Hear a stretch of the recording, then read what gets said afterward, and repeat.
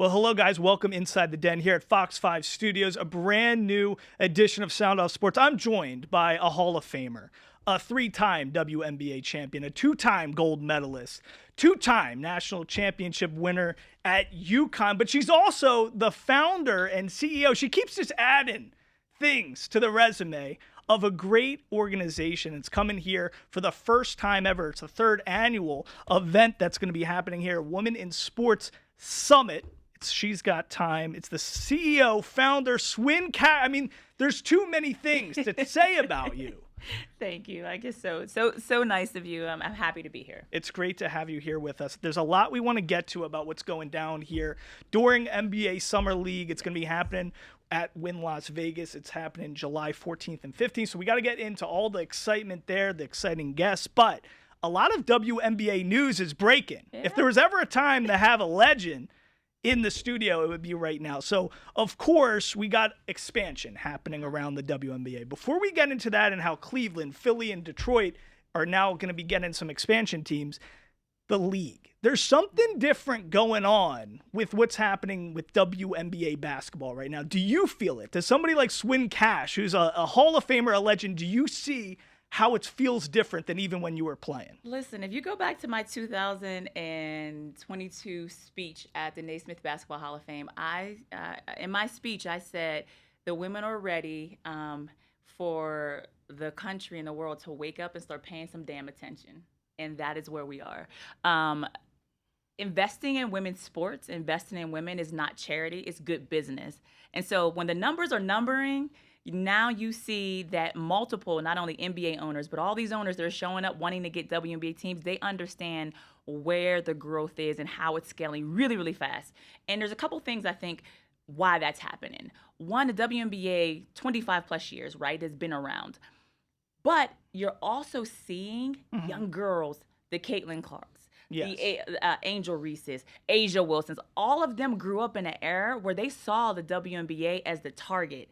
And so they refined their games, the game's evolving, the shooting, the passing, all that's always been there, but it's at another level, the physicality. And so I love to see it. I know it's only going to go upwards, and I'm just happy as a former player to be sitting in the seat that I can watch these young women not only get their fair share, but to continue to grow and expand this league to now 18 teams in 2030. Unbelievable. Well, we got Toronto, we got Golden State, the new team this year. Of course, already Toronto named as well in Portland, I believe. So there's so much expansion happening. Here's what's fascinating to me as a sports fan, okay? WNBA basketball is harder than NBA basketball now. I mean, you know, you were coached by the great Bill Laimbeer, right? A bad boy, right? With the Detroit Pistons. That era of basketball has seemed to be lost upon us in the NBA. And now you see the scruffs. You see a Sophie Cunningham who's now coming in to be an enforcer and protect a player and a teammate like Caitlin Clark. WNBA, don't you think the NBA could take a lesson from the WNBA now? Listen, we thought that for a period of time, but most recently I was 6 years with the New Orleans Pelicans, and I will say this: our last year in the playoffs, I don't know if you watched a lot of the NBA Finals, but the physicality that OKC I think brought back into this league, the physicality that on the defensive end, and the refs that changed a little bit how they were calling it. But NBA side, I think they're starting to get an uptick in that. But I think but let's forget, playoffs and regular season are two different things. And that's why the shortened WNBA season, that's something the NBA has to take note of because it's too long of a season. The shortened season, it makes for better competition, more intense. Well, it's two different things. I think the league has changed from the NBA. Let's talk about the NBA side real quick. The NBA has changed where they wanted to usher in more physicality and to give the defense those opportunities, which I think they did over the course of the year, right? Teams had to adjust to that. Even your roster needed to adjust to that, right? With the WNBA, it's always been physical, but it's that next level of personalities we're seeing. That's big too. If you've been around, you already know Sophie quick to pop off on anything, right? And you already know some of these other players that are out there. they understand and they respect the craft of the game. They're putting in the time and the work. And now, not only the W, you have Unrivaled, you have all these other leagues that are popping up. And so it's filtering like just more talent, more opportunities to really hone your game. Okay, a few more things before we get to She's Got Time and all the excitement coming here to Vegas. So Yes. I want your stance as a Hall of Famer on Caitlin Clark. How generational is she? Is she, in your opinion, going to be a Mount Rushmore top 4 players? Is she already kind of, not maybe with the records and all that kind of stuff and statistics, not there yet, but is that her trajectory? Is she that transformational of a talent in your eyes? I think that their class coming in, yes. I think with Caitlin, I'll speak about her specifically, but I think their class overall in general, what they brought to the game is the skill set, the eyeballs, and the ability to deliver in year one. Year one. I think, and I say this about any player. I said it when LeBron came in and everyone was like, oh my gosh, LeBron got this big, Nike deal and he's the chosen one. You can be that, but you still have to play out the game. Does Caitlin have the skill set and everything to absolutely become a Mount Rushmore? Absolutely, she can get there. But I try not to put that amount of pressure on players. It's like, because there's so many different variables. Like, you can have the skill set right now. Do you continue to work on your craft? Do you continue to win? Like, are you becoming a champion? There's so many different things. Do you stay healthy? You need all those things to happen. But if you look at 10 years down the road, do I think that Caitlin Clark and Angel Reese and these different players will be pushing to be up there? Absolutely, they have an opportunity to. Okay, because you've seen so much basketball in your day. I mean, even at UConn, you're on a team that went 39-0. You win 2 championships. You're coached by the great, Gino Uriema. I mean, you have Sue Bird, Tarazi, and you on a college team. Yeah, listen, don't forget, Asia Jones and Tamika Williams, at the time, now Tamika Jeter, like that 2002 team. It's sick. It's sick to think about. That was it was a crazy team. So do you think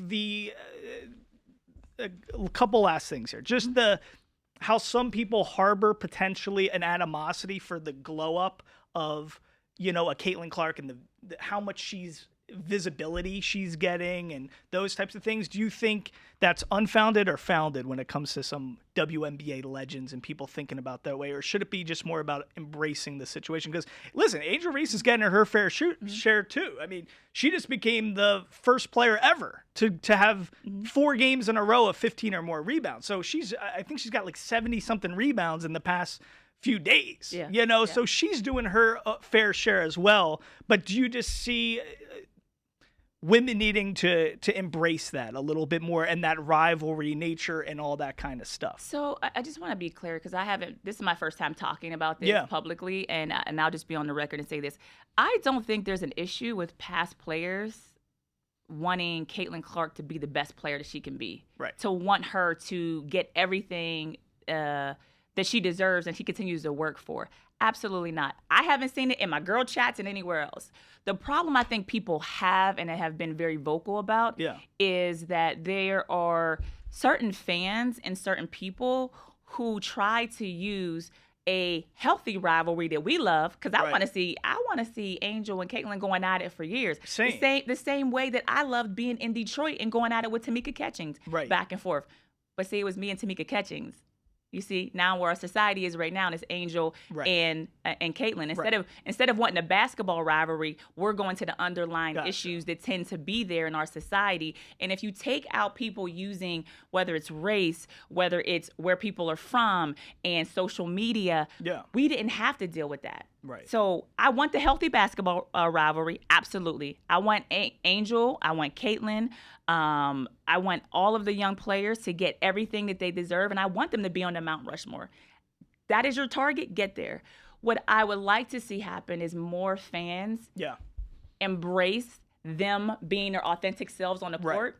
Because I know we're talking about it, but Caitlin had a moment in a game where she was going off and she's sticking her tongue out and whatever. And I looked online and somebody was like, I just don't know if that's appropriate. And I'm like, appropriate for what? This is basketball. Well, this is emotions. It's everything. And it's a shame. And it's funny because, and I think it ties together nicely with what you're doing to advocate for women who want to aspire to be in professional sports or who are already in there, and creating that haven. Because if you think about it, It seems like women have to fight that battle more so than men would have to fight that. Why does Stereotype, yes. and I'm a guy, obviously, but I want you to speak towards that because I don't see the same underlying, racial tension with some of that stuff, but maybe perhaps it's more prevalent in a women's sport. And have you had to deal with that more so? And do you think we have a lot more growth to go in that?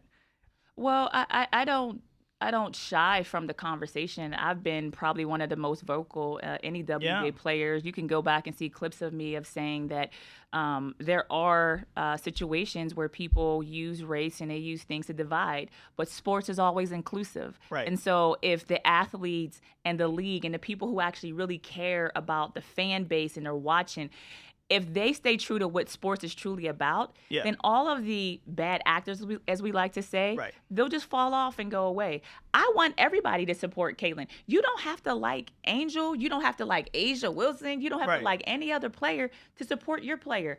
But what we shouldn't allow to have happen, and I stand on this, whether you're in the NBA, WNBA, whether you're father, mother, a friend, we should never be okay with anyone using a player or their position because the color of their skin to either defame or to go after another player because of what you feel inside. Just walk away. You don't have to enjoy. You don't have to come show up at the arena. Right. And so that's a hard stop for me. Racism, all those different, that's a hard stop for me. But loving women's sports, watching Caitlin go off, watching Asia Wilson go off, watching Angel and all these other players, phenomenal players go off. Yes, Skylar Diggins, when she's doing her little jiggy walking up and down the court, I want to see the emotions. Like, women play sports. It's very physical, high emotions, and they're not supposed to be timid, meek, or feel like they have to be anything than their authentic self. And that's what I love about the WNBA. It's because people are starting to embrace it's just good basketball. Right. Period. The cockiness of a male athlete. Now, you said cocky, I didn't. I mean, you got to have a little cocky, a little confidence, that's right? What I'm saying. But I think the cockiness of a male athlete that would be celebrated is getting criticized, maybe more so when it comes to a female athlete. And I think they're changing the shape of that, which is a great thing because we should just embrace the things that we love about, competing at the highest level. So tell us a little bit about your leadership. It's so I'm reflecting and looking back at all the things you've done, even working in the Pelicans front office with David Griffin and all that stuff. You have such a presence about yourself. You have like a real, besides all the accomplishments on the hardwood, you really do have, you're the perfect person to be the founder of an organization like this. Where did this stem from? We have a fellow Yinzer in the house and my producer, Shout Jane. out. Is this from your parents? Is this from Coach Gino? Where did you learn a lot of these tenets and these attributes that are serving you so well now as a founder and CEO? Well, thank you for that question. So, listen, I started out my career being very blessed. I've had great mentors throughout my career, great coaches. My grandma was the first person to tell me that every room you walk into, you show up as your authentic self, and we all have a purpose. And my purpose has always been about connecting, and I'm very empathetic to people and how I can help them. I feel like when you help other people, you end up helping yourself. So 2022, when I went into the Basketball Hall of Fame, a lot of times people are asking, you become an executive, like, can I get coffee? Can I get this? Right. And you're mentoring and helping so many people. And I knew I was kind of stretched thin. I was working in the Pelicans front office, and I really prayed throughout my speech writing for the Hall of Fame. And I said, I want to do something different. I want to be more intentional with my time. And so the concept of starting this kind of media and lifestyle company of She's Got Time started there. And right after the Hall of Fame, I went in and I said, I want to build this company up. I want to focus on women with careers in sports. And you know why? It's because I had an opportunity to have a job because I saw a pathway. So many women or young girls, they go into a job, you stay there forever, and you don't realize, like, you love sports, you support sports, but how do I have a career there? The financial impact of not having women, for me, having women in these conversations in front offices, at brands, diversity of thought is good business. Mm-hmm. And so how do I create this ecosystem for women with careers in sports to feel seen, to feel heard, and have access? And that's what we've done with She's Got Time. So yes, we're coming here to Vegas, our third annual event, but it's more than just this event. We have an ecosystem. We led with technology. Yeah. So you can become a member. You can sign up, become a member. She's Got Time. We have different activations that happen on our app. And, the biggest thing for me is this is how I give back. All the women, you can put our roster the last 3 years, and a big shout out to every single woman that said yes to me. Yeah. Because I had to go into my, hey. I say the I'm a little bit older, the Rolodex. That's what I'm an old soul. I say it too. Believe me. But it's true. And you got some great people. Carrie Champion, Jamel Hill, one of my heroes. So there's so many great people and outspoken voices. But it's a beautiful thing because I think you and so many of your peers from around that period of time, I'm talking Dawn Staley now, who's now even in the conversation for Nick's head coaching job, which would be pretty special to see. Yeah. And she's a Philly girl like me. But, listen, it's special to see the longevity and being able to stick around and be able, you did so much on the hardwood, but so many people fall off and they're not making a difference past what they did on the floor. So to see it's pretty remarkable stuff to see your lasting power and how much you're bringing to the game with stuff. So tell us, what's next? Because I think this event for people at home who are listening and watching this and they were saying, hey, listen, I want to be, I'm a girl, I want to be in sports. What are the things they need to come to this event, right? And what are they going to learn there and how are they going to apply this and kind of start implementing these teachings from the 2-day event into their own life? Tell us how that kind of looks. Yeah, so we want you to, show up for the summit, right? Because you never know what deals can be made. We've had people that come the first year, they start doing business and getting opportunities by just networking and meeting people there. So that's one. So being in the room is one.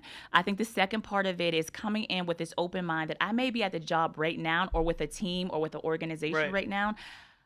I need to understand how I'm pivoting. I need to listen. We talk about negotiations, like what does that look like? We talk about broadcasting, the challenges, the good, the bad, how you're able to scale yourself. What's a manager looking like when I come in to interview? Am I doing this thing right? And so we have these deep panel discussions. They're curated. We work with Dr. Dorval Hutchins, who is phenomenal at and specializes in this space. And so for us, it is really about you leaving and saying, I need to be a member now of She's Got Time. I need to stay connected to these women. Our app is so functional that it also gives career opportunities. So every league that drops a job opportunity, it's going. I want to tell you a quick story. We had somebody that was in baseball. Her company dropped we didn't see it, but her company dropped a job description. She was like, oh, I know somebody in the app. She put it into the app and sent it out. Girl got hired by the company. What? But those are the type of connections that we want to make. For me, She's Got Time, if you look at it right now, we're growing it as an ecosystem. But if you look at where Hello Sunshine was and some of these other organizations, we are intentional about how we're going to scale, and that is our next step after the summit. We are going to scale. We are going to continue to hire, and we are going to focus on women with careers in sports. And all these sports leagues that are out there, they need to be calling us because guess what? I think I talked about this earlier. There's not a woman, it doesn't matter if you're Black, you're white, you're Latino, you're Asian American, it doesn't matter. When you come to our events, you see yourself in that room, and that's important to me. That's what I stand on as a Black woman, understanding how I've had certain challenges. I am inclusive of everybody, and I want people to feel that when they come to our events. It's representation matters. And when you see what Becky Hammond has done, starting up with Greg Popovich as an assistant coach. Shout out to Becky for sure. And how so there's all these different, that representation matters. You being a female executive in the NBA, being in rooms with David Griffin where you're drafting Zion and you're doing all that. That's a big deal. And that's, taking those first initial steps. It's hard. Can you share some stories about, is there moments where you're Swin freaking cash and it's like, ball, but is there still moments in NBA offices where it's like you're a Hall of Famer in your women's and men's basketball, Naismith, all that stuff, but people are still questioning your judgments in those rooms because you're a woman? Yeah, absolutely. I think every area, whether it's in the NBA, NFL, all these different leagues, there's still opportunity to grow. And that's what's so beautiful about the summit is that we also have men to show up. Like, I don't know as much as I need to know. I'm an ally. I believe in this. I need to come and listen and understand. And so a lot of my time wasn't only spent working with the Pelicans with our players and understand how they segue from the court to the business side to the public facing in the community, but it also was having the understanding that I'm going to show up in a room and you and I are sitting here and I feel like I'm pretty cool. Like, we can just sit here and talk. But sometimes you show up and people only see your resume. So they're already judging you. Well, she's going to think she knows everything, this, that, the other. The first thing I did, and I'll share this, and I share this with a lot of women, the first thing I realized is that some people were uncomfortable to push back on me. When you're in a war room and I may like a player and you may not like a player, it's like, I see it in your eyes. I see it in your body language. You want to say something back. And I'm like, you realize I've been in locker rooms before. And so what I realized is that I had to do more work individually talking to my colleagues, some of my colleagues, to make them feel comfortable enough to know, like, hey, this isn't personal. When we're in here, we need the banter. We need to be able to communicate. You need to be able to push back on me and you and me to you. But when it's done and Griff makes his decision, we move forward. Right. That's where I'm different from a leadership standpoint. Right. Like, I don't come at it as like, oh, I'm a leader, this is my title. I come at it like, we're in a locker room. Let's all get to the solution. Right. And even if I don't, there's just been times where, when I worked with Griff, there's times I may didn't agree with something. Right. But it's okay, because the first thing I told him when I took the job is my job is to bring you every single thing that I can think about to help you make a decision. When you make it, then we all line up and we just move forward. And some people are unable to do that. But for me, it's been easy. I mean, I've been coached by Gino. I've been coached by Bill. I've been coached by my mama. Hey, these are some scary characters. My mama being number one. So hey, these all legends in their own right. So listen, we got to make sure we're taking part in this. Where's the best place to go to sign up and make sure you're registered for July 14th and 15th? Yes, right now. So you can go to shesgottime.com. Go to shesgottime.com. You can buy a ticket. If you get a VIP ticket, you get a membership for a year. We're going to be rolling out some different tiers and things at the summit. We got some surprises for you at the summit. It's a beautiful website. I've seen the website. It's a very cool website. I haven't had the app. I want to be getting job offers sent to me on my phone. That's the one thing, guys. We want you, men. Can men be? Yeah, you can come to the summit. You can come to our tentpole events. You cannot be a part of the app. Now that's where we draw the line. Because guys are going to start treating it like Hinge. Yeah, they start. It's like a job offer app. But nope.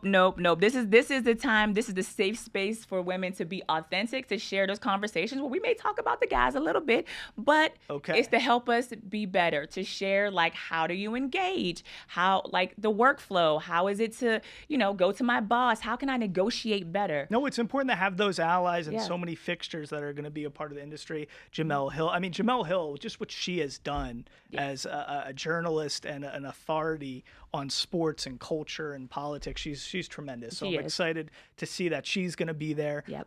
So all right, so this sounds great. So you got to make sure you go to shesgottime.com. It's July 14th and 15th, happening at the Wynn Las Vegas, a great venue. This is third annual event for the summit, but first in Vegas, right? First time. So how are we taking it to the Vegas level? So we added, now we're in Vegas. We're in Vegas, and so yes, we added a new element this year, which unfortunately it is packed. We have no more capacity, but Sam's looking at me on the side over here from our PR team with St. PR. Listen, we're in a situation where we have a C-suite brunch curated with not only some of our speakers, but phenomenal women here in Vegas. And that is sponsored by the Raiders. And so we're going to have Sandra Douglas Morgan. She'll be in there. Yes. And so her leadership and other women in the organization. So the best, fastest way to grow your net worth is your network. And that is what we're going to do. And so we're going to make those connections. And so tickets are still available for that brunch? No, not for the brunch. I'm just letting you say what's different. The brunch is sold out. The brunch is there. Because you're looking at me like I don't like brunch. Look, don't have them in my DMs. I like myself some brunch.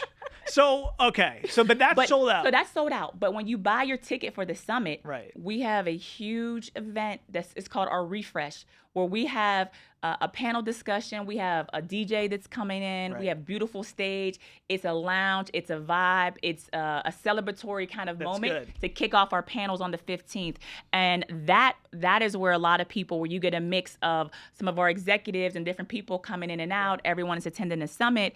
And that panel, actually, I will let you know this, is going to be curated. And one of our, the in-game hosts, CJ, for the Aces, she's going to be hosting that panel. Okay. And that panel is curated around fashion, culture, and all the things. And so we have some really cool panelists set up for that discussion. And then we just get into the night. So we have some surprises coming for you. It's a meeting of the minds. It's like whenever you see that like prompt on social media, like, would you rather have $100,000 right now or 15 minutes with Jay-Z over lunch?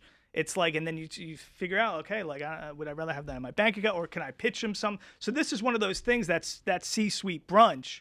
I mean, that's where you start making those connects. Yeah, but you make them. The C-suite brunch is one thing because everyone at that brunch is at a C-suite level. So sometimes you need to elevate and be around your peers because your level of pressures and things you're dealing with is there. So you could try to say, like, I want to eventually get to that C-suite brunch, but the refresh is really where so many people are going to be there. You have to come with intentionality of like, okay, here's what I'm thinking about myself. If you got 15 minutes with Jay-Z, you're going to go in there prepared with questions, opportunities, or you're going to look at our roster and say, I see all these women coming. I want to make sure that by the time I leave out of here, that I've at least had 2 minutes with Sandra. People don't have preparation. They go and call him Jay-Z. They don't even know his name is Sean Carter. You know, it's one of those kinds of. It's one of those things. So you got to be prepared with your homework. But tell us real quickly before we let you go, people who want to aspire to be C-suite, they want to be Hall of Fame, they want to be these things. What are the things you need to work on now before you are at that C-suite? What's the number one thing you've learned from your resume? I know you said you're much more than a resume, but you do have a hell of a resume. Thank you. So what is the number one thing people need to know? So one day I want to be in that C-suite, but I'm not there yet. What do I got to work on? What's the number one attribute or skill to have? If you were going to say, listen, the number one thing you need to make it to D1 basketball, you got to be able to handle the ball, you know, or something. What is the number one thing people need to work on as a person? I would say that you, as a person, you have to be, and one of the young men from Duke said this during the NBA draft. He said he was delusional about his dreams, and that stuck with me because I think my whole career, the one thing that I've been is that I've been focused and intentional, but I've been delusional from the fact that I'm okay getting 1,000 no's, but I'm confident that I can get to that yes. And so are you confident enough in yourself to be okay with the rejections, with the no's, to keep fighting and keep pushing to get to your yes? If you feel like you have the skill set, the knowledge and abilities to get to the C-suite, then sometimes you may have to get out of your comfort zone to pivot a couple times, but you'll get there. And what we're giving you with She's Got Time is the access to learn how to pivot in order to get there. The worst thing you can do for yourself is stay in one place where someone suppresses your confidence or your ability to want to scale. Right. And then you have to know when the time is to go. I love that. I don't know if that was Cooper Flagg who said that, or no, I think it was Khan Knipple or Malawach, but no. Actually, it was Malawach. Sorry. It's Malawach. I mean, 3 Duke guys drafted in the top 10. Real quickly to round this out, Cooper Flagg was asked his Mount Rushmore of WNBA players. I don't know if you saw it. I didn't. But I want to know yours. Give us your Mount Rushmore. 4 names that, and you can be in it. You can name yourself. Yeah. I want to hear your Mount Rushmore for the W. So you know I love being on your show. You know I love being here. Yeah. But I have not done a Mount Rushmore ever until now. And I don't think I'll do one. Really? You know why? Is because I probably will have to do the eras, because I think as the game continues to evolve, as people continue to evolve, there are so many people that were there that may have come down, have gone back up. And so I would love for us to stop talking about it as the Mount Rushmore stays there. And there may be the ones of the world that'll never change. But I'm so respectful of how many people have contributed. And my own personal self, I wouldn't put myself up there. See, well, But if you ask me, yeah. who has had, if I felt like I would be up there from playing, impact, and all the other things, yeah, maybe. But if you're talking about just strictly playing and game, I probably can give it to you. But then all my UConn girls would be probably ready to We'll kill see. me. You So know we what? can't go there right now. I'm implementing the lessons that Swin has already taught us today because I was a little delusional and thought that I could even ask that and get a response. And look how I'm taking the rejection. You know, so I already in 2 seconds, I implemented I love that. your C-suite success story right there and what you need to do. Swin Cash, the great Swin Cash, way more than a resume, founder, CEO of She's Got Time. You've done so much great stuff for the game of basketball, and now you're doing so much for empowering women who are already in these great positions and the ones that are aspiring to be there. You got to make sure you go to she'sgottime.com, July 14th, 15th, Wynn Las Vegas Women's Summit. Men can attend. They can. C-suite brunch. It's already taken, so get your breakfast burritos before. Do something else. I kind of want to be there. Any last words, Swin Cash, for us? You know, the one thing I will say is thank you for having me. I appreciate the opportunity. We have this one saying on our shirt that says, like a phoenix rising, reclaiming its time, showing them what we can do is the ultimate design. And I think for us at She's Got Time, showing people how women could have amazing careers, be moms, be whatever it is you want to be great philanthropists, you can do that. So keep rising. I love it. There you go. Coach Gino, Bill Lambier, and your mom. What's your mom's name? Cynthia. Yeah. Cynthia. There we go. 3 great coaches in your life. Thank you so much, Swim, for being with us. We love it, guys. Swin Cash, CEO, founder. She's Got Time. Go to she'sgottime.com, July 14th, 15th. There's still tickets available to be a part of this great meeting of the minds, the place to be, a women's summit, 3rd annual and the first time here in Vegas. Until next time, from the Den for Fox 5 Studios, I'm Mike Davis. We'll see you next time here on Saddle Sports.